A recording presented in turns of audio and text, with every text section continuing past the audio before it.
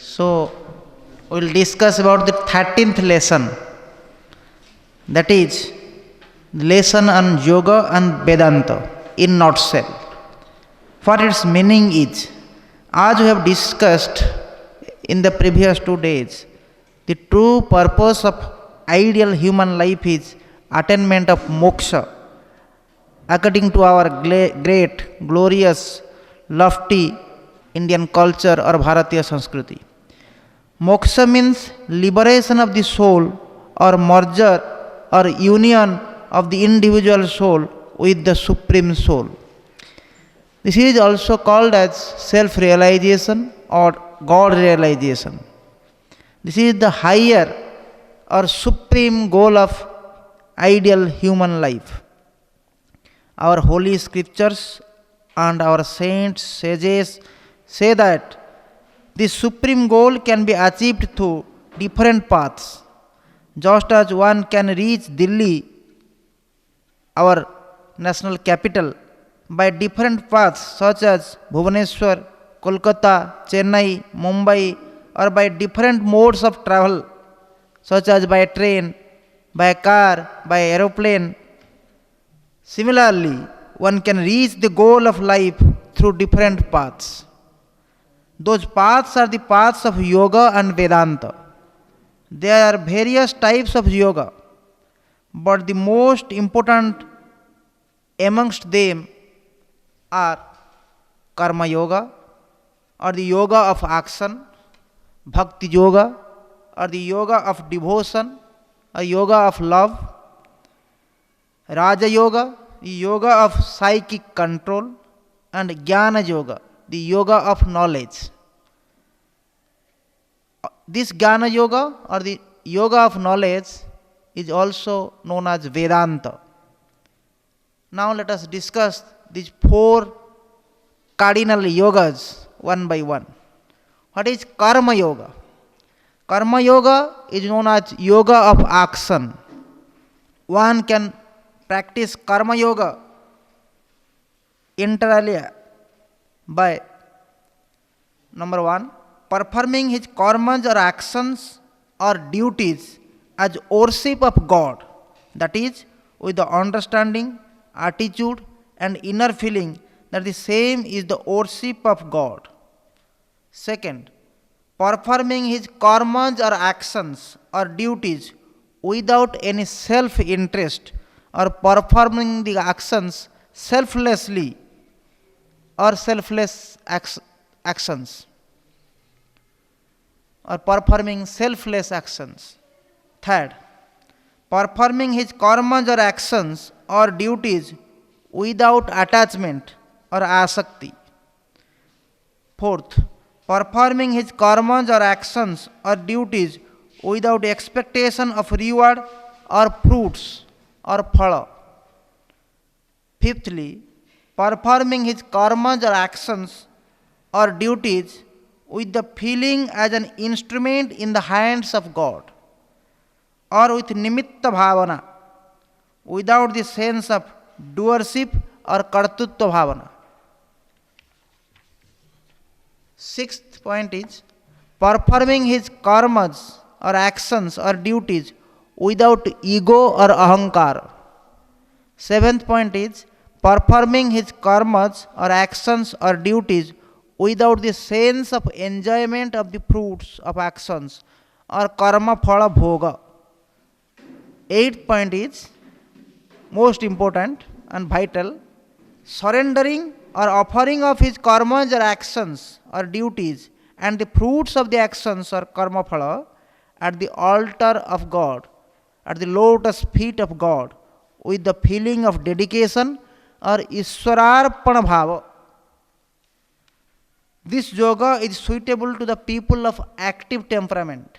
However, as no human being can remain without doing any work at any point of time, all human beings should practice karma yoga. Then the second major yoga is known as bhakti yoga, the yoga of devotion. Bhakti yoga is the yoga of devotion or bhakti or love or prema. One can practice bhakti yoga inter alia, developing devotion or bhakti or love or prema for God. Bhakti is of different kinds. One classification of bhakti is sakamya bhakti, or bhakti with desire for fruit or material gain, and niskamya bhakti, or bhakti without desire for fruits or material gain. Another classification of bhakti is apara bhakti, which means worship of God with different articles of worship, and para bhakti, in which the devotee sees God alone everywhere and feels the God's power is manifested as the entire universe. Bhakti is also classified as Gauna Bhakti or lower Bhakti and Mukhya Bhakti or higher Bhakti. Development of bhava or mental feeling is most important in the practice of Bhakti Yoga. Bhakti is developed in 9 different ways, which is known as Navavidha Bhakti or Navadha Bhakti. This Navavidha Bhakti or 9 forms of Bhakti are known as Sravanam or Sravana Bhakti, hearing of God's Leelas or sports or stories. Kirtanam or Kirtana Bhakti, singing of God's glories. Smaranam, Smarana Bhakti, or remembrance of God and His presence. Padasevanam or Padasevana Bhakti, that is service of God's lotus feet. Archanam or Archana Bhakti, worship of God. Bandhanam or Bandhana Bhakti, that is prostrations to God. And Dasya Bhakti, cultivation of the bhava or feeling as a servant of God. And Sakhya Bhakti, that is cultivation of the bhava or feeling as a friend of God. The yoga is suitable to the people of devotional temperament. Most of the people in this Kali Yuga or Iron Age practice Bhakti Yoga. Now the third major yoga is known as Raja Yoga, the king of all yogas. Its name implies. Raja Yoga is the yoga of psychic control. This yoga directly concerns with the mind. In this yoga, the practitioner sits at ease, watches his mind, and silences the bubbling thoughts. He stills the mind, restrains the thought waves, and enters into the thoughtless state or asampragyata samadhi. Raja Yoga is propounded by Maharshi Patanjali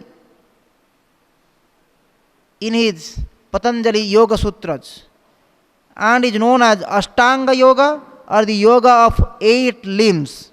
Those 8 limbs are 1. Yama or 5 eternal vows, that is ahimsa or non-violence, satyam or truthfulness, asteyam or abstinence from theft, brahmacharya or continence, and aparigraha or abstinence from greed.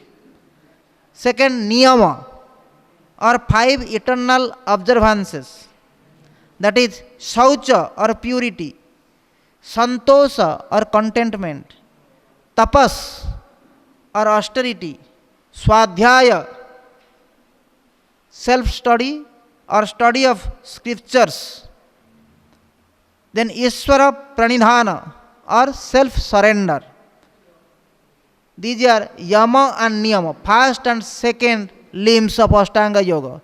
Then third one is Asana, fourth one is Pranayama, fifth one is Pratyahara, sixth one is Dharana, seventh one is Dhyana, and the eighth or apex limb of Raja Yoga is Samadhi. These 8 limbs have been scientifically arranged, and these are the natural steps in the ladder which takes the practitioner from his human nature to the divine nature. This yoga is suitable to the people of mystic temperament. The next one, or the fourth one of the major yogas, is known as Jnana Yoga.